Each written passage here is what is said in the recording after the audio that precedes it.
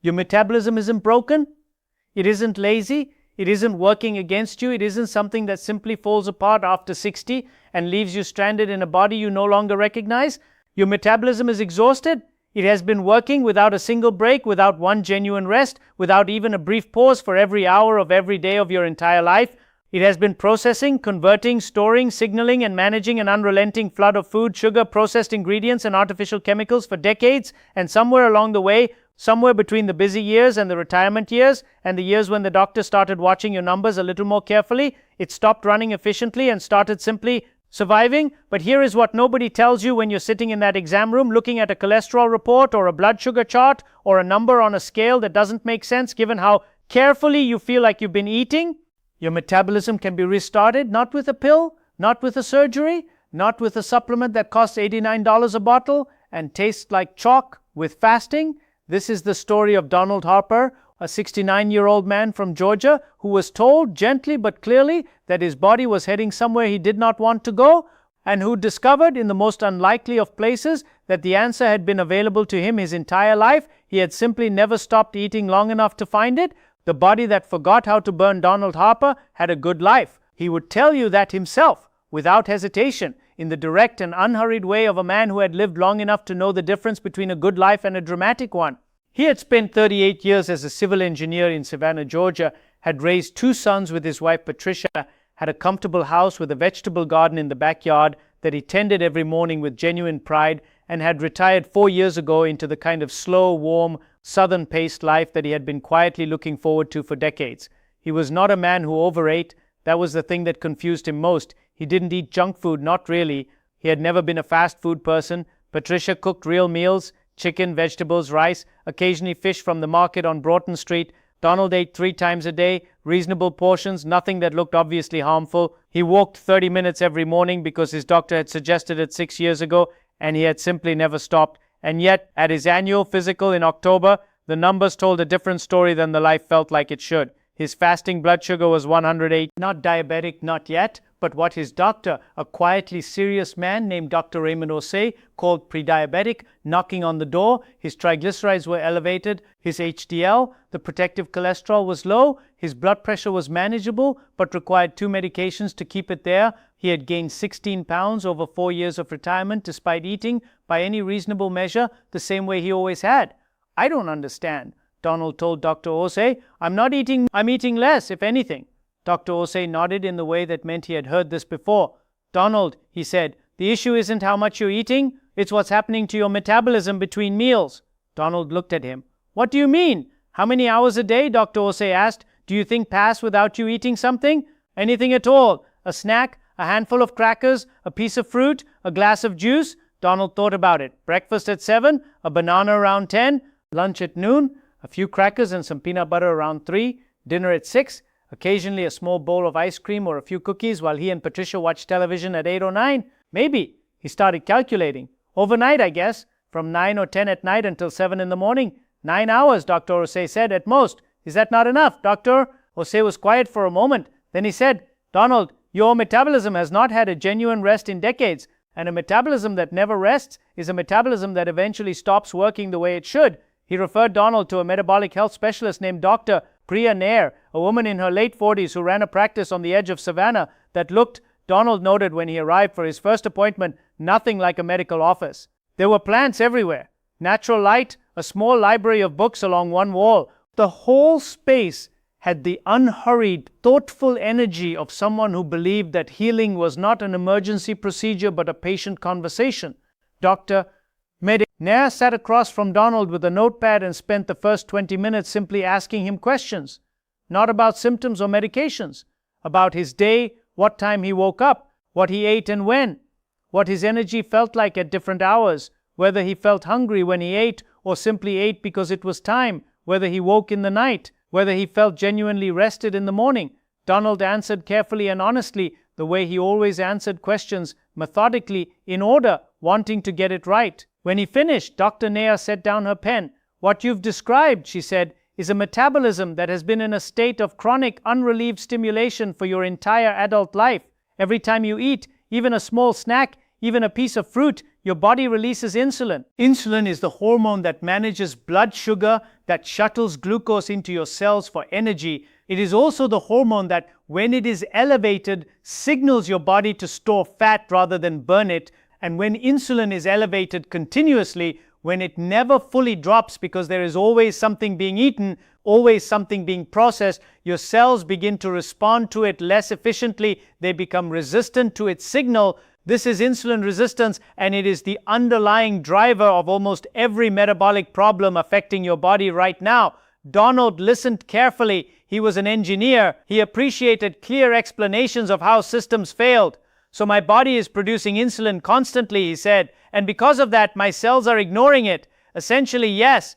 And the fat storage. Insulin is a storage hormone, Dr. Nair confirmed. When insulin is high, fat burning stops completely. Your body cannot access stored fat for energy while insulin is elevated. For someone who eats every 2 to 3 hours, as you've been doing completely reasonably, following conventional advice about frequent small meals, your insulin is almost never low enough to allow your body to burn stored fat, ever. Donald sat with that for a moment. 4 years of morning walks, 4 years of reasonable portions and real food cooked at home, 4 years of doing what he thought was right. What do I do, he asked. You give your body time, Dr. Nair said simply. You give your insulin time to drop. You give your metabolism time to remember what it already knows how to do, what it was always designed to do, which is to burn its own stored fuel when food is not available. You're talking about fasting, Donald said. She smiled. I'm talking about giving your body the one thing modern life never gives it. What's that?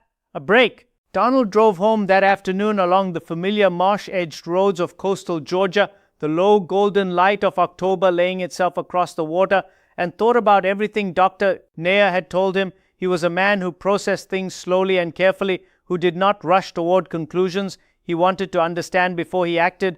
What he kept returning to on that drive was a single image. He thought about his garden, in the vegetable garden behind his house. He had learnt early that the soil needed periods of rest between plantings, that if you grew the same crop in the same ground season after season, without letting the earth recover, without letting it lie fallow, quiet, undisturbed, the yield got smaller every year. The soil became depleted, exhausted, unable to support the growth it had once supported easily, and the solution was not to add more, it was to stop, to let the ground be still, to let it recover in its own time, in its own way, doing the invisible work of restoration that only stillness makes possible. His metabolism, he realized, was exactly the same.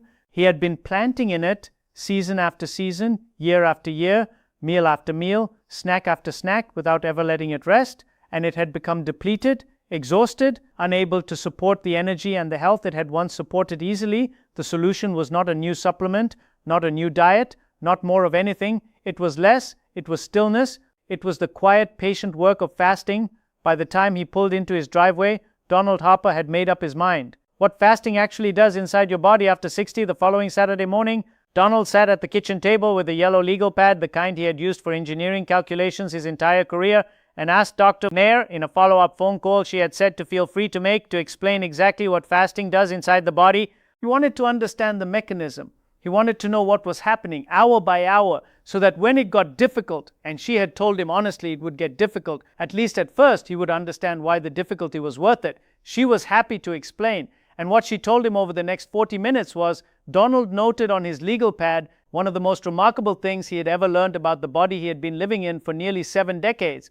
Hours 1 through 4, the transition in the first 4 hours after your last meal, your body is still in what Dr. Nair called the fed state. Insulin is elevated. Your body is processing the meal you just ate, breaking it down, distributing nutrients, storing what isn't immediately needed. During this window, fat burning is essentially zero. Your body has plenty of immediate fuel from the food you just consumed and no need to go looking for stored fuel. For most Americans, particularly those over 60 who follow the conventional wisdom of 3 meals plus snacks, this window ends only briefly before the next meal begins. The body never progresses past it.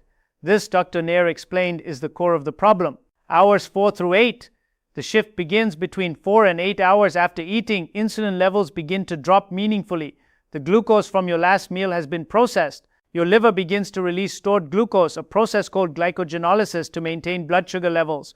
Your body is beginning to look around for other fuel sources.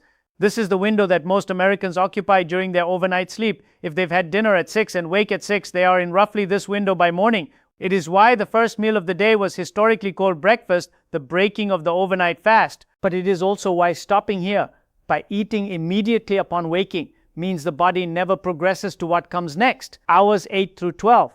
Fat burning begins between 8 and 12 hours of fasting. Something genuinely significant begins to happen.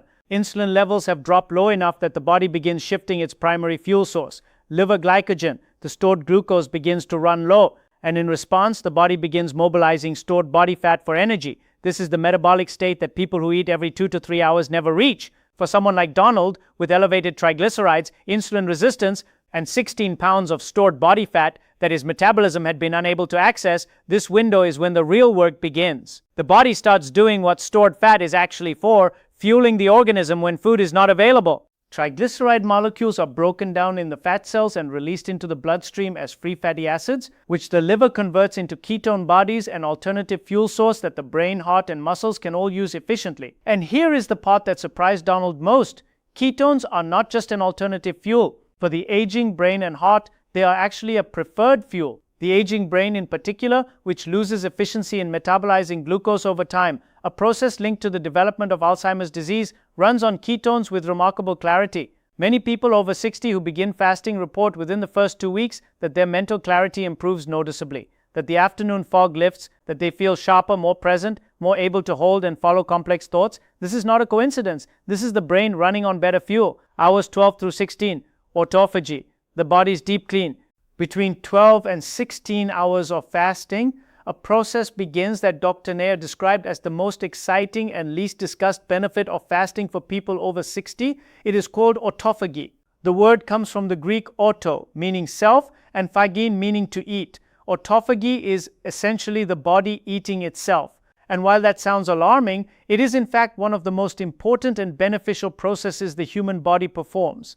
During autophagy, the body identifies and breaks down damaged, dysfunctional, or misfolded proteins and cellular components, the cellular debris that accumulates over decades of living.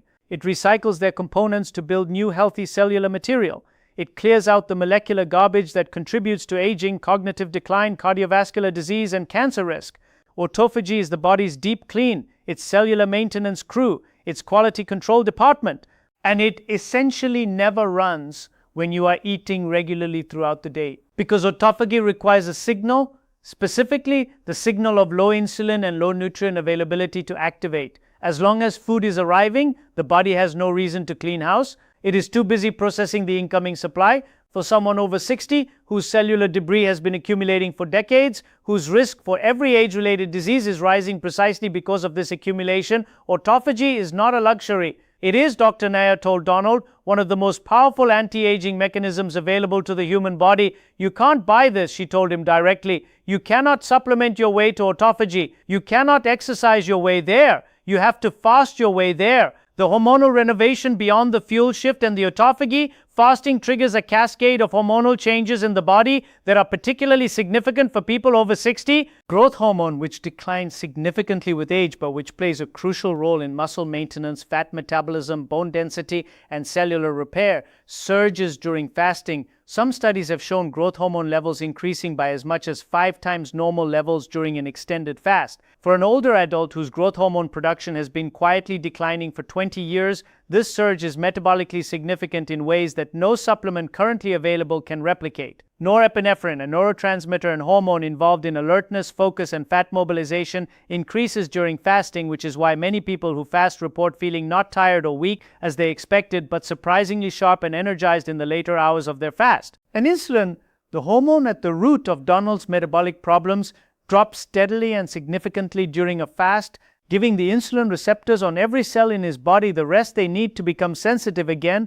Insulin sensitivity, once restored, means that the food Donald eats when he does eat is processed more efficiently, stored less aggressively, and converted to usable energy more completely. His body, in other words, would begin to work the way it was supposed to work, not because he took something, because he stopped. Donald filled 4 pages of his legal pad during that phone call. When he hung up, he sat quietly for a moment in the kitchen, the same kitchen where he had been eating his banana at 10 o'clock every morning for years, never knowing that the banana was standing between him and the metabolic restoration his body had been waiting decades to begin. He looked at the banana in the fruit bowl. Then he got up, made himself a glass of water with a squeeze of lemon, and sat back down. The fast had already begun.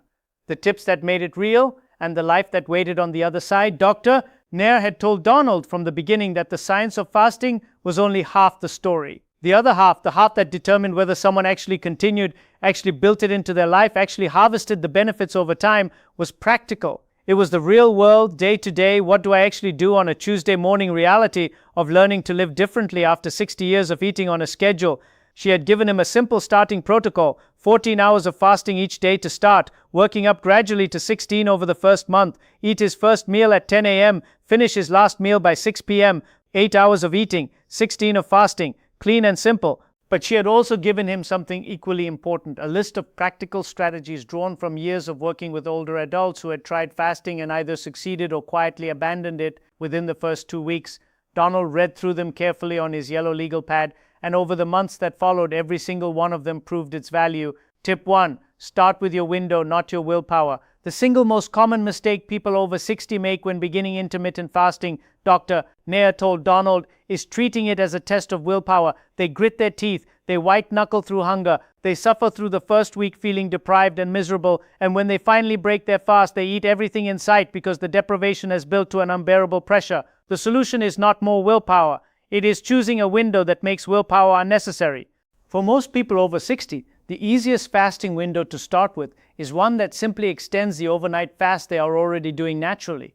If you finish dinner at 6 p.m. and wake at 7 a.m., you have already fasted for 13 hours. All you need to do is delay breakfast by 1 or 2 hours to 8 or 9 a.m., and you are fasting for 14 to 15 hours without any dramatic change to your life. This is not heroic. It is not extreme.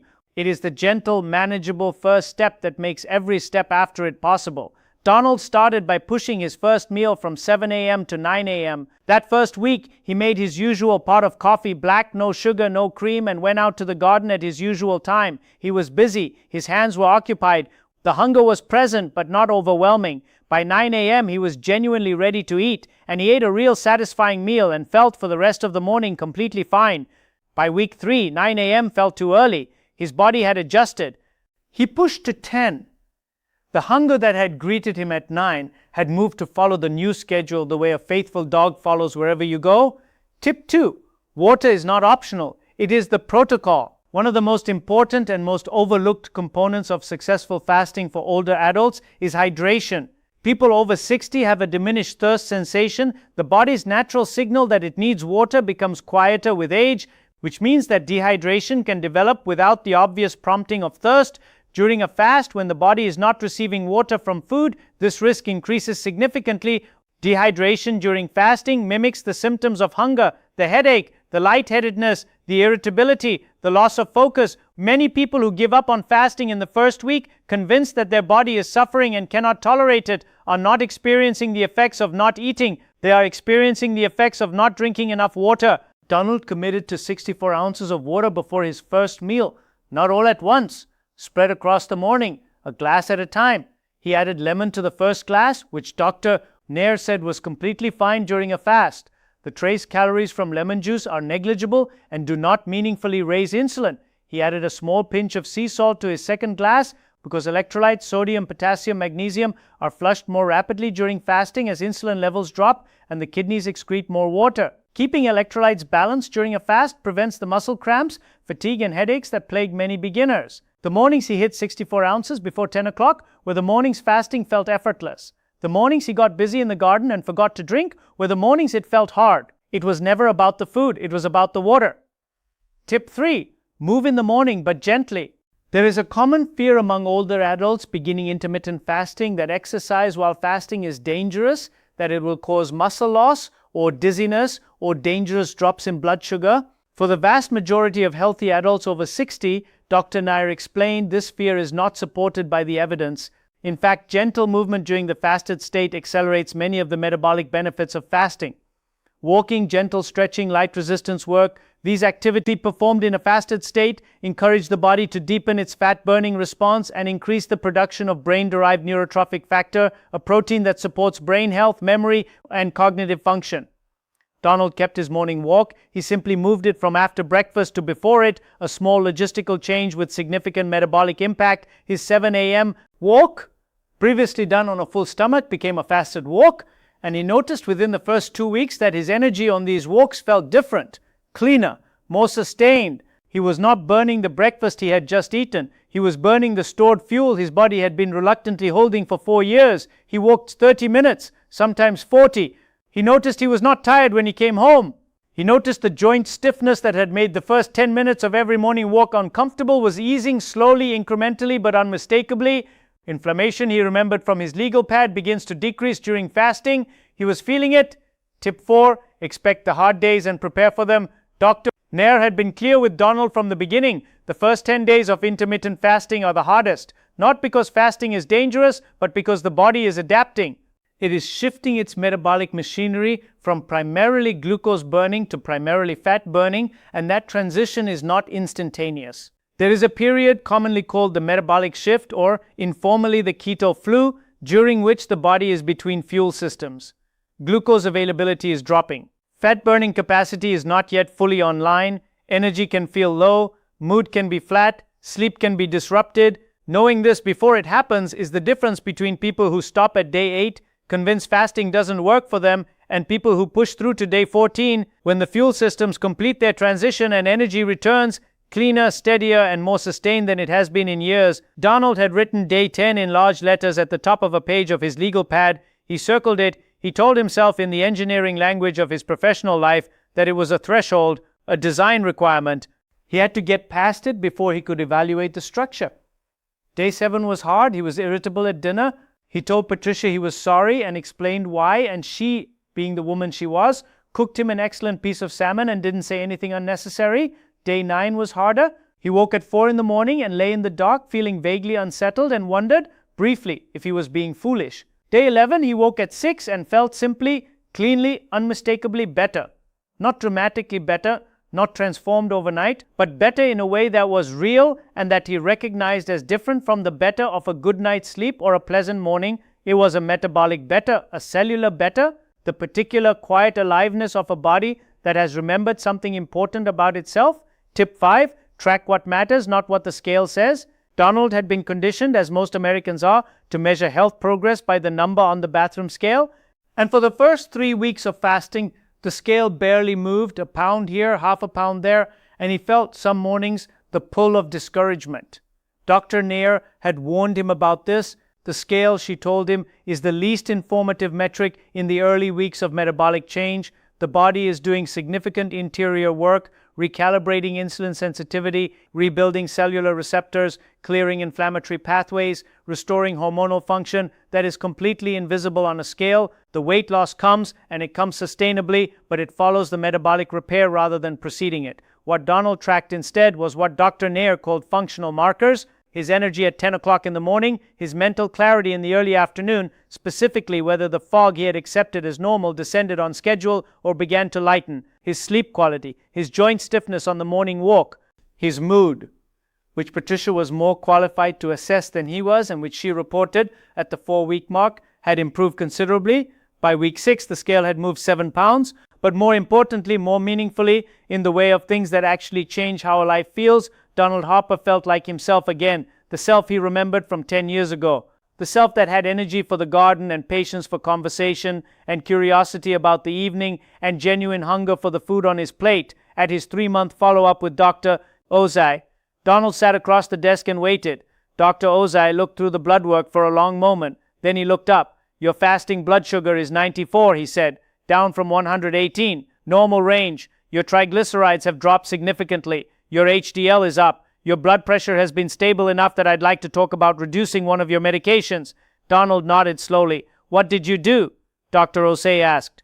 "I stopped eating for 16 hours a day," Donald said, "and I let my body remember what it already knew." There is a particular kind of quiet confidence that belongs to people who have found something that works, not as a temporary measure, not as a crash intervention, but as a sustainable, daily, deeply integrated way of living. It doesn't announce itself. It doesn't need to. Donald Harper has it now. You can see it in the way he moves through the morning garden, unhurried and steady, in the way he sits down to his 10 a.m. meal with genuine appetite and genuine attention, in the way he answers when his sons ask what he's been doing differently with the same simple, direct engineer's precision that has served him his entire life. I gave my body time to rest. Turns out that was all it needed. Your metabolism is not broken. It has not betrayed you. It has not given up. It is waiting patiently, faithfully, with the deep biological intelligence of a system designed over millions of years to heal itself, restore itself, and carry you forward. If only you will give it the one thing it has been asking for all along. Give it time, give it silence, give it the gift of the fast, and watch what it remembers how to do.